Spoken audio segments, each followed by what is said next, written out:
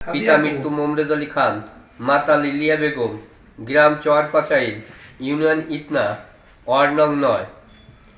আমার অজান্তে ইউনিয়নের আওয়ামী লীগের নেতৃবৃন্দ আমাকে ইতনা ইউনিয়নের 9 নং ওয়ার্ডের আওয়ামী লীগের সভাপতি পদে নাম দিয়েছিল। আমি বিষয়টি জানার পর গত 1/5/2023 তারিখে উক্ত পদ থেকে পদত্যাগ করি।